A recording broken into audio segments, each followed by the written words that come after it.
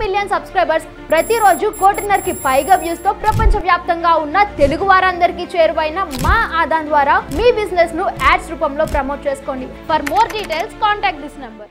ముఖ్యమంత్రి నారా చంద్రబాబు నాయుడు గారికి ఈ బెదిరింపుల లేఖల పరంపర కొనసాగుతోంది. గతంలో చూసుకుంటే వైసీపీ వాళ్ళ నుంచి సజ్జల రామకృష్ణారెడ్డి గారు అని బెదిరించారు. ఎక్కడ బెదిరించారో చూద్దాం. నందిగం సురేష్ని పరామర్శించడానికి జైలుకు వెళ్ళి అక్కడ ఫెసిలిటీస్ లేవంటూనే ఆ స్వాతంత్ర సమరయోధుడికి సంఘీభావంగా బయటకు వచ్చి ఆయనకు అన్ని ఫెసిలిటీసు ఆంధ్ర రాష్ట్రం కోసం కష్టపడ్డారు కాబట్టి ఆయనకు అన్ని ఫెసిలిటీస్ కల్పించాలి అంటూనే మా పాలనలో మేము ఇలా చేయలేదు, నెక్స్ట్ మేమే వస్తాము, మీరు ఇప్పుడు చేస్తే అన్నీ గుర్తుపెట్టుకొని డబ్బులకు డబ్బులు మీరు చేసిన దానికి ఎక్కువే ఇచ్చేస్తాము, అప్పుడు మా వాళ్ళని మేము ఎవరము ఆపలేము అంటూ అప్పుడు బెదిరించారు. ఒక స్వాతంత్ర సమరయోధుల్ని పరామర్శించడానికి వెళ్ళిన గొప్పతనాన్ని చాటుతూ నారా చంద్రబాబు నాయుడు గారిని ఇండైరెక్ట్గా బెదిరించారు. ఇండైరెక్ట్ ఉంది, డైరెక్ట్గానే బెదిరించడం జరిగింది. అట్లాగే ఇప్పుడు కూడా వైసీపీలో జాయిన్ అయిన ముద్రగడ పద్మనాభం గారు చంద్రబాబు నాయుడు గారికి ఒక లేఖ రాశారు. ఆ లేఖలో ఏంటి, మన స్నేహితులము అంటూనే ఏదో అంటారు కదా, బుగ్గగిల్లి జోలపాటం అని. మనం స్నేహితులం, మనం ఏ విధంగా మంచిగా రాజకీయాలు చేసాం, అది ఇప్పుడు ఎందుకు లేదు అంటూనే నెక్స్ట్ మేమే వస్తాము అధికారంలోకి, అప్పుడు ఏం జరుగుతుందో చూడండి, మా వైఎస్ జగన్మోహన్ రెడ్డి గారు నెక్స్ట్ ఎలక్షన్స్లో ఆయనే గెలుస్తారు, ఆయన ఇప్పుడు కామ్గా ఉన్నంత మాత్రాన మీరు ఆయన ఏం చేయలేడు అన్న ఉద్దేశంతో మీరు ఉండొద్దు అని చెప్పుకుంటూ వచ్చారు. అసలు ఆ లేఖలో ఏముంది ఏంటి అనేది ఒకసారి చదివి వినిపిస్తా, చూద్దాం. ముఖ్యమంత్రి వర్యులు గౌరవనీయులు నారా చంద్రబాబు నాయుడు గారికి మీ పాత రాజకీయ మిత్రుడు ముద్రగడ పద్మనాభరెడ్డి నమస్కారాలండి. 1999లో మీ ఆహ్వానం మేరకు మీ పార్టీలోకి వచ్చానండి. సుమారు 5 సంవత్సరాలు మీ పార్టీలో కొనసాగానండి. ఎప్పుడు రెడ్ బుక్ గురించి కానీ, ఎవరిని వేధించడం కానీ, పోలీసులతో కేసులు బనాయించడం కానీ, పెట్టించడం కానీ ఆ టైంలో మీ పాలనలో ఎప్పుడూ నేను చూడనందుకు గుర్తు చేయడం కోసం పాత మిత్రుణ్ణి అన్నానండి అంటూ ఫస్ట్ పేరాలో చెప్పారు. రెడ్ బుక్ గురించి, పాత నేరాల గురించి, కేసుల గురించి ముద్రగడ పద్మనాభం గారు ఇప్పుడు మాట్లాడుతున్నారు. మరి గతంలో వైఎస్ఆర్సీపీ వాళ్ళు చేసిన సోషల్ మీడియాలో ఎంత చండాలంగా ఆడపిల్లల్ని తిడుతూ పోస్టులు పెట్టారు. మరి ఆయన సీనియర్ నేతగా మరి జగన్మోహన్ రెడ్డి గారికి చెప్పాలిగా ఇది తప్పు, గతంలో మీ నాన్నగారి హయాంలో కానీ చంద్రబాబు నాయుడు గారి హయాంలో కానీ ఇవి జరగలేదు, మా హయాంలో కానీ ఇవి జరగలేదు, మరి ఇది ఖండించాలి జగన్మోహన్ రెడ్డి గారు మీరు అని చెప్పి అప్పుడు సలహా ఇస్తే బాగుండేదిగా. ఇప్పుడు మీ పాత స్నేహితుడిని అప్పుడు మనకు అవి లేవు ఇప్పుడు వచ్చాయి అని గుర్తు చేస్తూ ఆయన ఫస్ట్ పేరాలో చెప్పారు. నెక్స్ట్ సెకండ్ పేరాలో ఏం చెప్పారో ఒకసారి చూద్దాం. ఈ రాష్ట్రం ఎవరి జాగీరు కానీ ఎవరి ఎస్టేటు కానీ కాదండి. అమావాస్య తరువాత పౌర్ణమి, పౌర్ణమి తర్వాత అమావాస్య వస్తాయన్నది తమరికి తెలియనిది కాదు. ఎవరైనా ప్రజల దయతో పాలన చేయవలసిందేనండి అంటూ సెకండ్ పేరాలో చెప్పుకుంటూ వచ్చారు. ఇప్పుడు వాళ్ళు ప్రజల పాలనకి, ప్రజల అభిప్రాయాలకు ఎగెనిస్ట్గా ఏం చేశారు అనేది అది కూడా మెన్షన్ చేస్తే బాగుండేదేమో అన్నట్టుగా ఉంది సెకండ్ పేరాలో. మరి థర్డ్ పేరాలో ఏం చెప్పారో చూద్దాం. గౌరవ రాజశేఖర రెడ్డి గారు, మీరు, నేను 1978లోనే రాజకీయాలలో ప్రవేశం, మొదటిసారిగా ఎమ్మెల్యేలుగా అసెంబ్లీలోకి అడుగు పెట్టడం జరిగిందండి. కానీ ఎప్పుడు ఎవరు గెలిచినా ఎవరిని వేధించడం కానీ, ఫలానా వారిని ఫలానా సెక్షన్లతో కేసులు పెట్టమని, మక్కెలు విరగ్గొట్టమని ఎవరు చెప్పిన సంఘటనలు చాలా అరుదండి. కానీ ఈరోజు ఓడిన వారు ఇంట్లో ఉండిపోతే గెలిచిన మీరు, మీ కుమారులు వారు రెడ్ బుక్ పేరుతో ప్రతి నిమిషం కేసులు పెట్టించే కార్యక్రమం తీసుకోవడం చాలా బాధగా ఉన్నదండి.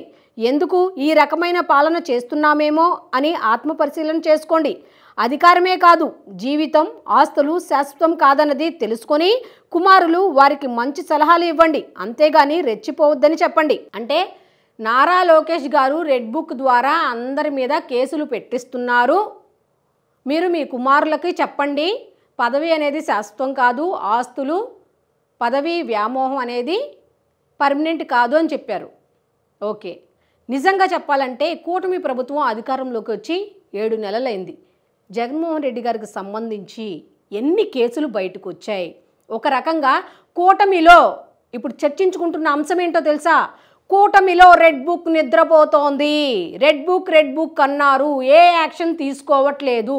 కూటమి లో ఉన్న రెడ్ బుక్ అనేది అప్పుడు నిద్ర లేచింది, ఇప్పుడు అధికారంలోకి వచ్చేసరికి నిద్రపోతోంది, ఎప్పుడు నిద్ర లేస్తుంది అని అడుగుతున్నారు వాళ్ళని. బయటపడుతున్న కేసుల గురించి ఏమీ చెప్పట్లేదు, ఎందుకు యాక్షన్ తీసుకోవట్లేదు కూటమి నేతలు అంటూ చంద్రబాబు నాయుడు గారిని కూడా విమర్శిస్తున్నారు కార్యకర్తలు, నేతలు అందరూ. ఎందుకు ఏమీ చేయలేకపోతున్నారు? వైఎస్ఆర్సీపీ నేతలు చేసిన ఎన్నో దౌర్జన్యాలు, అక్రమాలు అన్నీ బయటకు వస్తుంటే కూటమి నేతలు ఏమీ చేయలేకపోతున్నారు అనే విమర్శలు వాళ్ళు ఎదుర్కొంటున్నారు. మరి నిజంగా మీరు చెప్పినట్టు కరెక్టే, రెడ్ బుక్ ద్వారా చంద్రబాబు నాయుడు గారు కానీ నారా లోకేష్ గారు కానీ నిజంగా యాక్షన్ తీసుకుంటే ఎంతమంది ఉంటారు వైఎస్ఆర్సీపీలో? మీరే చెప్పండి ముద్రగడ పద్మనాభం గారు. నెక్స్ట్ ఏం చెప్పారో చూద్దాం. రేపు మా జగన్మోహన్ రెడ్డి గారు తిరిగి అధికారంలోకి రావడం ఖాయం. అప్పుడు వారు మీలాగా నడుచుకొని విశ్వరూపం చూపిస్తే చాలా ప్రమాదం అన్న సంగతి మరువవద్దు. జగన్ గారు ప్రశాంతంగా ఉన్నా దెబ్బతిన్న వర్గం కసితో కక్ష తీర్చుకోవాలని వారిపై విపరీతమైన ఒత్తిడి తీసుకురావటం వల్ల రాష్ట్రం అల్లకల్లోలం అయ్యే పరిస్థితి ఏర్పడవచ్చు. ఇది ఒక రకంగా ఒక సీనియర్ నేత అయ్యి ఇండైరెక్ట్గా ఆయన బెదిరిస్తున్నారు. ఏమని? జగన్మోహన్ రెడ్డి గారు కామ్గా ఇంట్లో ఉన్నారని అనుకోవద్దు, మీరు చేసిన దానికి తిరిగి ఆయన రియాక్షన్ ఇస్తే రాష్ట్రం అంతా అల్లకల్లోలం అవుతుంది అంటే అర్థం ఏంటి?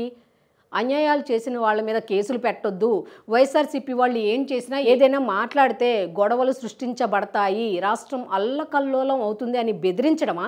ఒక సీనియర్ నేత, నేను సీనియర్ నేత అంటూనే ఆయన ఈ విధంగా మాట్లాడటం అనేది ఎంతవరకు కరెక్ట్ అనేది మీ అభిప్రాయాన్ని కామెంట్ల రూపంలో తెలియజేయండి. ఓడిన వారు బాధతో చేయవలసిన పనులు గెలిచి మీరు చేయడం చాలా తప్పు, సరిదిద్దుకోండి. ఇందులో ఆనాటి రాజకీయ స్నేహాలు ఎంత బాగుండేవో డాక్టర్ రాజశేఖర రెడ్డి గారు మీరు ఎలా హుందాగా నడిచారో ఈ లింకును ఓపెన్ చేసి చూడండి అని ఆయన ఒక లింక్ ఇచ్చారు. అయితే ముద్రగడ పద్మనాభం గారు ఏం చెప్తున్నారు? అప్పుడు రాజకీయాలు చాలా హుందాగా ఉండేవి అని కేసుల గురించి మాట్లాడారు. మరి అప్పుడు రాజశేఖర రెడ్డి గారిని ఎవరైనా జైల్లో పెట్టారా? లేదుగా. విమర్శలు ప్రతి విమర్శలు చేసుకున్నారు, ఒకళ్ళు మాట్లాడుకున్నారు. మరి చంద్రబాబు నాయుడు గారిని ఎందుకు జైల్లో పెట్టారు? మరి అప్పుడెందుకు మాట్లాడలేదు? ఇదే జగన్మోహన్ రెడ్డి గారికి చెప్పుంటే బాగుండుగా. మీ నాన్నగారు అప్పుడు ఇలా ఉండే ఈ రాజకీయాలు మేమున్నప్పుడు జగన్మోహన్ రెడ్డి గారు ఇది కరెక్ట్ కాదు, ఒక రకంగా జగన్మోహన్ రెడ్డి గారు మీ వేలితో మీ కన్నును మీరే పొడుచుకుంటున్నారు. చంద్రబాబు నాయుడు అనే వ్యక్తి సామాన్యమైన వ్యక్తి కాదు, అతన్ని తీసుకెళ్లి అరెస్ట్ చేసి మీరే సింపతి క్రియేట్ చేసుకొని మీ సీటుని ఒక బంగారు పళ్ళాన్ని, సీఎం అనే బంగారు పళ్ళాన్ని తీసుకెళ్ళి చంద్రబాబు నాయుడు గారి చేతికి మీ చేతులతో అప్పగించారు అని మీరెందుకు చెప్పలేదు? మీకు అప్పుడు ఎందుకు బాధ కలగలేదు? ఇప్పుడు జైల్లో ఉన్న వాళ్ళందరూ కూడా మీరు ఒకసారి పద్మనాభం గారు ఒక్కసారి గమనించండి. ఇప్పుడు జైల్లో ఉన్న వాళ్ళందరూ ఎవరు? సోషల్ మీడియాలో బూతులు తిట్టిన వాళ్ళు కాదా? ప్రత్యర్థుల మీద దాడి చేసిన వాళ్ళు కాదా? ఇంకెవరిని అరెస్ట్ చేశారు? వాళ్ళు చేసిన కేసులు ఏంటి అనేది సాక్ష్యాలతో సహబట్టే కదా అరెస్ట్ చేశారు. అటువంటి వాళ్ళని ఇప్పుడు జగన్మోహన్ రెడ్డి గారు అండ్ కో వాళ్ళు వెనక నుండి వాళ్ళని వెనకేసుకొచ్చారు అంటే ఒక అర్థం ఉంది. మీరు పార్టీలో ఉన్నా మీరు ఒక నిజాయితీ గల నాయకుడు అని చాలామంది ఇప్పటికీ నమ్ముతున్నారు. మరి ఇలాంటి సిచ్యువేషన్లో ఇలాంటి మాటలు మాట్లాడటం మీలాంటి పెద్దలకు తగునా? ఒకసారి ఆలోచించండి. సో మీరు కూడా చూశారు కదా ఆ లెటరు, ఆయన చెప్పిన మాటలు. ఒకసారి మీరు కూడా ఆలోచించి ఈ లెటర్ మీద మీ అభిప్రాయాన్ని కామెంట్ల రూపంలో తెలియజేయండి.